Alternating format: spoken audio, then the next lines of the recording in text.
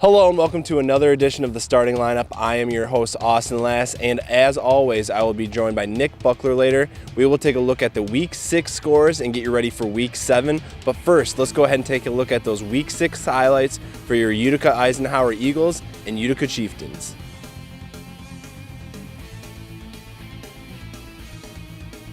The stage was set for a Friday night fight. Both Eisenhower and L'Anse Creuse North were 5-0. Unfortunately for the Crusaders, the Eagles didn't get the memo.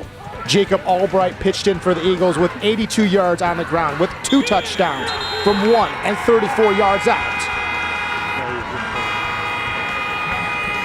Jack Preventure was the Eagles' workhorse, scoring 5 touchdowns and racking up over 150 yards. Max Whitwer dances into the end zone with this 15-yard touchdown run. More Jacob Albright in the second half. This time, a 98-yard kickoff return for a touchdown. Eisenhower improves to 6-0 and sits atop the MAC Red, tied with Warren Mott. Final score, Eisenhower Eagles 70, L'Anse Creuse North Crusaders 6. We never sleep on any team ever, especially with one that coming in with the same record as us, 5-0. Even if they're in the MAC white, it was the same situation with Romeo last year. They were coming in undefeated, division down, though. We weren't sleeping on them. We knew, you got to work hard. You can't sleep on anybody. And sure enough, we end up taking it to them pretty good. More Week 6 action as your Utica Chieftains take on the Chippewa Valley Big Reds in the Week 6 Shelby TV Game of the Week. The Chieftains got the scoring going in the second quarter as Nathan Ayers takes it in from 3 yards out. The extra point would be blocked, though, so Utica would only take a 6-0 lead. Chippewa Valley would answer on their next drive as Stephen Charles takes the handoff in from 3 yards out. The extra point is good, putting Chippewa Valley up 7-6. Utica would follow suit on their next drive as Patrick O'Connor throws a nice pass to Kayvon Higdon, who takes it in for 6. The Chieftains would go for 2, but would fail to convert, but would still take a 12-7 lead. Chippewa Valley would storm right back on this beautiful touchdown pass from Tommy Schuster to Maurice McBride with 6 seconds left in the second quarter. The extra point is good as the Big Reds take a 14-12 lead at the half. The only point scored in the second half came off this Chieftains punt snap, which goes over O'Connor's head, bounces to the end zone, and O'Connor just pushes the ball out of the back of the end zone for a safety. And Chippewa Valley would go on to win 16-12, sending the Chieftains to their second straight loss and their 4th loss on the season.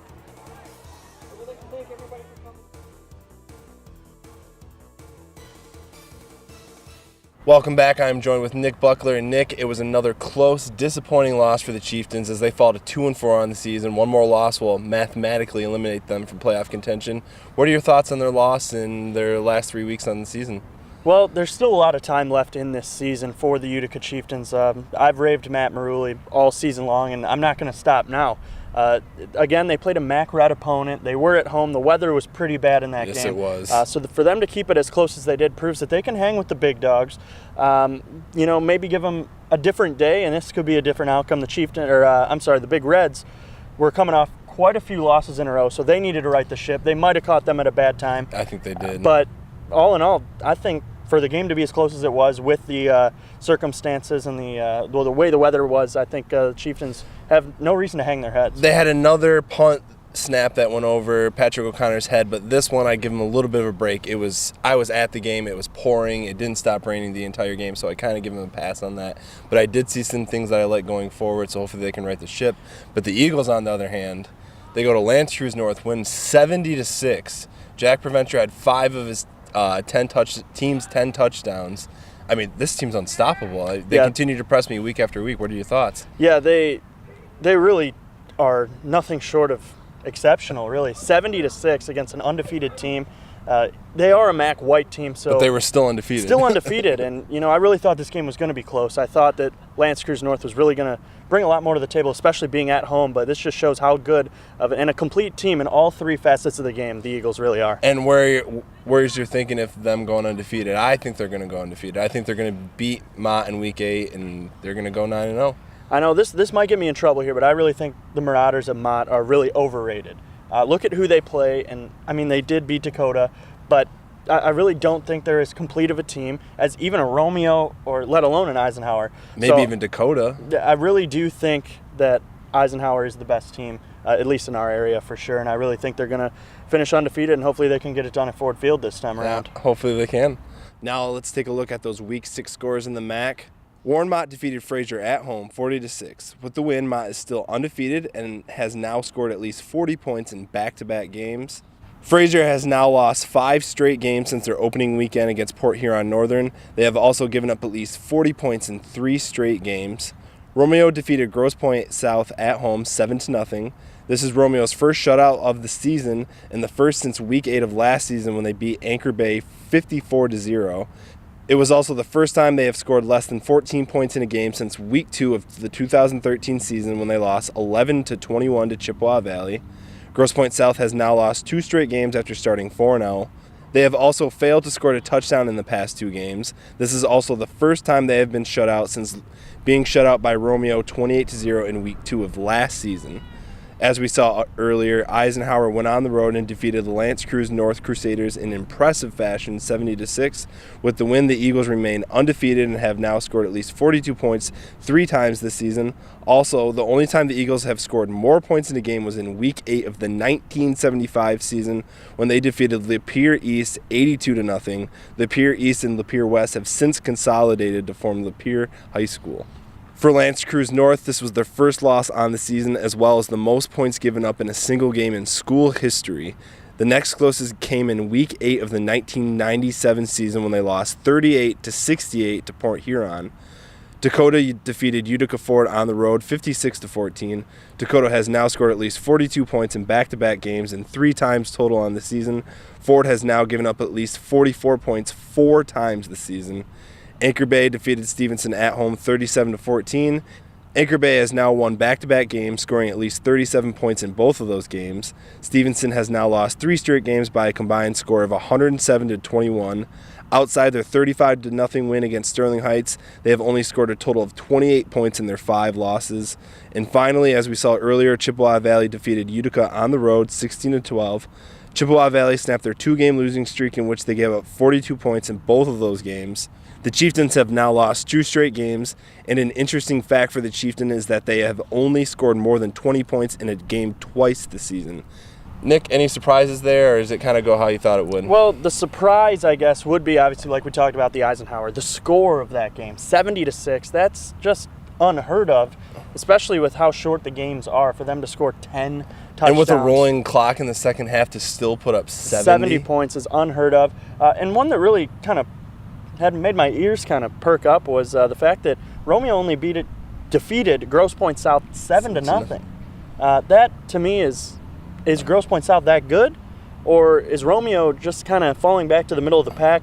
I'm going to say maybe it was an off day. I mean, obviously the weather was definitely a big factor for all of the games this Friday, but I guess it didn't hold up Eisenhower or Dakota for that matter. But 7-0 is kind of a score that makes me think, wow. And we haven't really seen a score like that all season in the MAC, so that I agree that was very surprising. I think it's a little bit of both. I think Romeo's kind of returning to form from last season, and I think it was a little bit of the weather. And I think Grosse Pointe South is a decent team. They did start 4-0. They have lost 2 straight, but they're still a good team as well. Definitely are. Well, we need to take a quick commercial break. When we come back, we will take a look at the current MAC standings and the current MHSAA rankings. Stay with us. So, I got my start in officiating when a friend told me I should try it. At first, I just did basketball, and I got hooked. Before long, I added baseball, softball, football, and volleyball. I really enjoyed giving back to the game, working with kids, and working with my local association to recruit and train new officials. I would like to say to anybody that officiating is a great way to help kids and stay connected to the game. We always need new officials. There's help wanted, just listen. You're up. There's an old saying, you can never have too many officials. The age of the average official is 52 and getting older all the time. We're constantly recruiting new people, younger people to join us. After you register with the MHSAA, look on the website to find an officials association near you. They'll put you in a position to succeed as an official. We all learned a lot from high school sports, and officiating is a great way to give back to the game. There's help wanted, just whistle. Hello and welcome back to the starting lineup. I am Austin Lass alongside Nick Buckler. And Nick, let's go ahead and take a look at those current MAC standings. Eisenhower and Warren Mott are a perfect 3-0 in the conference and 6-0 overall. Both teams have also clinched an automatic berth to the playoffs with their Week 6 wins. Romeo is in second place in the red. They are 2-1 in the conference and 4-2 overall. The Bulldogs will need to win 2 out of their last 3 games to clinch an automatic berth to the playoffs. Dakota is in third place in the red. They are 1-2 in the conference and 4-2 overall. Like the Bulldogs, the Cougars will need to win 2 out of their last 3 games to clinch an automatic berth to the playoffs. Chippewa Valley and Stevenson are still tied for last in the red with 0-3 conference records. Chippewa Valley is 3-3 overall and will need to win out to earn an automatic berth to the playoffs. Stevenson, on the other hand, is 1-5 overall and were mathematically eliminated from playoff contention with their Week 6 loss. So, Nick, what are your takeaways for those MAC Red standings? I mean, Mott's still surprising me, sitting up atop that conference, along with Eisenhower. I really think Eisenhower, it's their conference or division to lose. And Stevenson's still sitting at the bottom. I still think Chippewa Valley is a real threat to make the playoffs, and when they do, they can really beat anybody. It's just a matter of streakiness, and I mean, that's the tale for really any team in the MAC. Yeah, it's kind of weird seeing Stevenson down at the bottom at 1-5. I mean, they beat Eisenhower last year. You thought maybe they'd have something going in the season, but I guess not. It's just building for next year at this point. A really disappointing season for them. Now let's take a look at the current MAC White standings. L'Anse Creuse North and Grosse Pointe South are tied for first in the White with 3-0 conference records. LCN is 5-1 on the season following their blowout loss to Eisenhower in Week 6, but the Crusaders will only need to win 1 out of their last 3 games to clinch an automatic berth to the playoffs. Grosse Pointe South is 4-2 on the season after starting 4-0. The Blue Devils will need to win 2 out of their last 3 to clinch an automatic berth to the playoffs. Utica is still in second place in the White with a 2-1 record overall in the conference, but they are 2-4 overall following their second straight loss. One more loss will mathematically eliminate them from playoff contention. Anchor Bay is in third place in the White with a 1-2 record in the conference. The Tars are 4-2 overall in the season and will need to win 2 out of their last 3 games to clinch an automatic berth to the playoffs. And finally, Ford and Fraser are still tied for last in the White with 0-3 records in the conference. Both teams are 1-5 overall and have been mathematically eliminated from playoff contention with their Week 6 losses.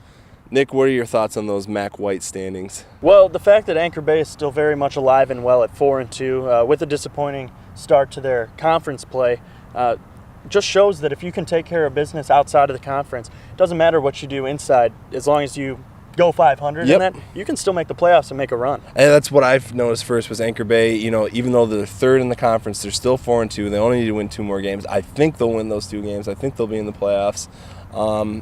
I just wish Utica's overall record was better than 2-4, especially with all those close games that they've had.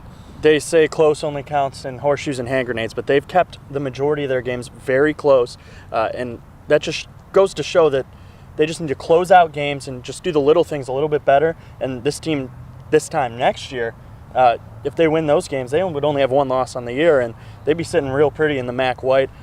Going back to non-conference and taking care of business, and the fact that with a 5-4 record, you can still sneak in the playoffs, but the 6 wins will really seal the deal for you mathematically. Now let's take a look at Mick McCabe's MHSAA football rankings. If you don't know who Mick McCabe is, he is in his 47th year at the Detroit Free Press, covering primarily high school and college sports. I have a lot of respect for his opinion on high school football. In his top 10 overall in the state of Michigan, he has the following teams. At number 1 is Detroit Cass Tech. The Technicians are 6-0 and beat Detroit King 31-18 in Week 6. They have outscored their opponents this season 299-63. Walled Lake Western comes in at number 2. They are 5-1 on the season under some very unusual circumstances, though. The Warriors beat Farmington 41-14 in Week 1 at the Battle of the Big House, but they were later forced to forfeit their win due to playing an ineligible player. They hadn't lost a regular season game since Week 5 of the 2014 season when they lost to Waterford Mott 20-17. The Shamrocks of Detroit Catholic Central come in at number 3 with a perfect 6-0 record. They will face off against two-time defending state champion Orchard Lake St. Mary's in Week 7. The Shamrocks have outscored their opponents 223-56 this season. At number 4 is the 5-1 Muskegon Big Reds. Their only loss came against Lincolnshire Stevenson, which is out of Illinois, in Week 2, 35-38. In their 5 wins, they have outscored their opponents by a mind-boggling 301-35. Coming in at number 5 is aforementioned Detroit King. The Crusaders are 5-1 this season, and their only loss came to Cass Tech in Week 6. In their 5 wins, they have outscored their opponents by a staggering 243-6. The Lowell Red Arrows come in at number 6 with a perfect 6-0 record. The Red Arrows have outscored their opponents 194-60. They will also be taking on my alma mater in Week 7, the 5-1 Forest Hill Central Rangers, who will be the Red Arrows' first real test of the season. The Rangers have only been to the playoffs 3 times in the past 20 seasons, and they can clinch their first appearance since 2011 with a win against the Red Arrows, so this will be a huge game. Your Eisenhower Eagles come in at number 7 with their perfect 6-0 record. The Eagles torched L'Anse Creuse North 70-6 in Week 6. They have outscored their opponents 231-40. Coming in at number 8 is the 6-0 Dearborn Fordson Tractors. The Tractors have scored at least 40 points 5 times this season. They have outscored their opponents 261-92. The River Rouge Panthers come in at number 9 with a 5-1 record. Much like Walled Lake Western, the Panthers were forced to forfeit their Week 1 against Chelsea for playing an ineligible player. In their 5 wins, they have outscored their opponents 297-16. And rounding out the top 10 is Midland Dow. The Chargers are a perfect 6-0 on the season and have outscored their opponents 255-55. Nick, what do you think about Eisenhower being 7th on that poll? You know, I don't really read a lot into those rankings.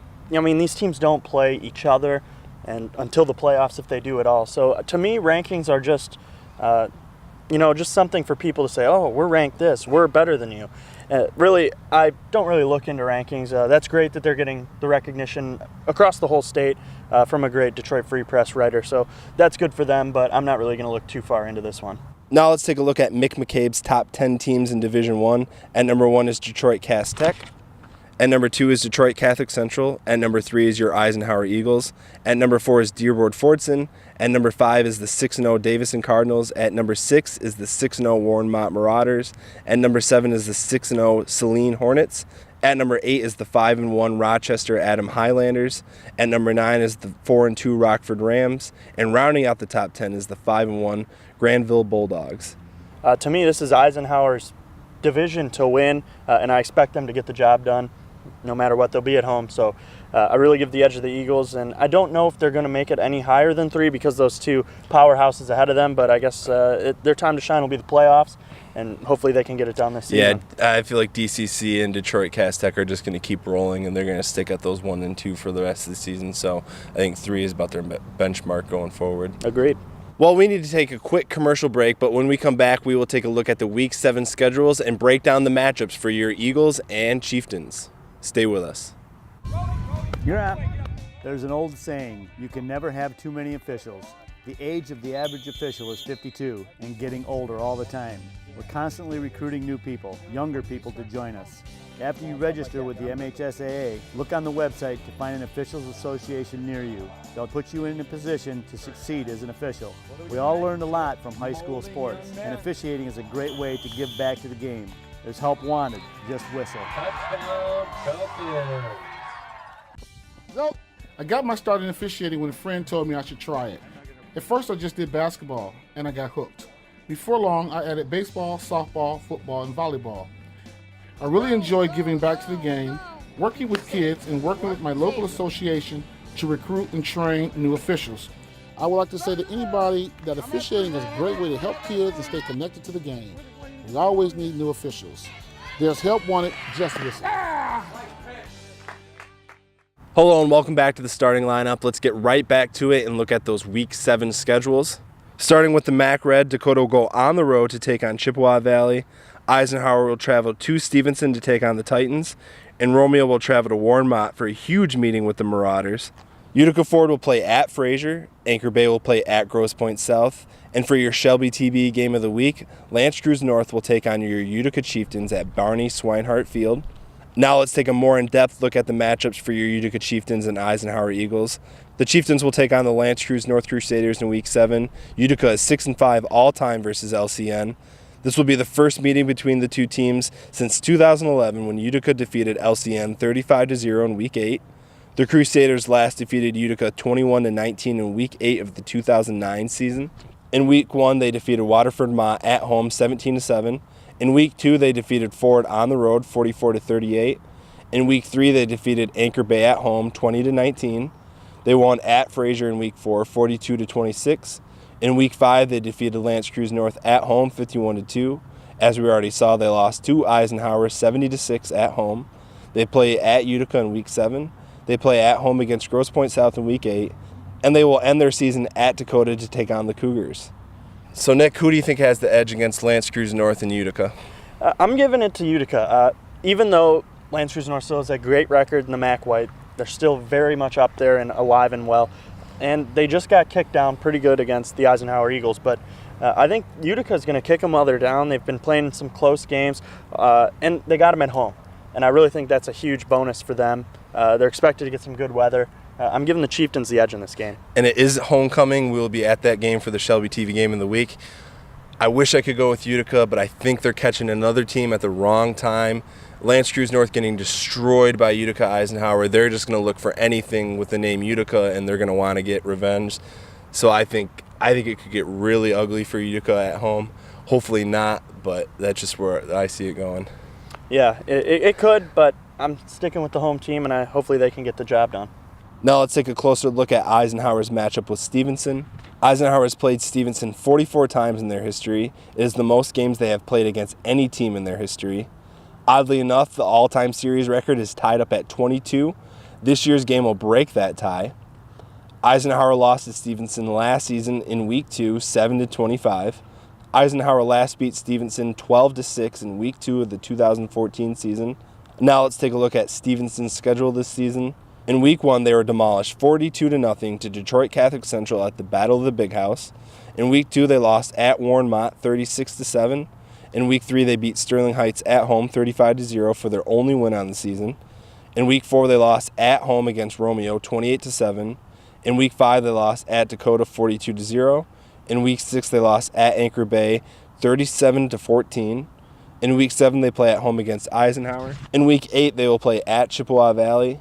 And in Week 9, they will close their season against Utica. And Nick, this game between Stevenson and Eisenhower, it's at home for Stevenson, but I think it's going to get really ugly for them. Where do you see it going? Yeah, I couldn't agree more. Stevenson's down, and I don't think they're ever going to come back up, at least this season, especially against such a good team in Eisenhower, ranked 3rd in the area, 7th in the state.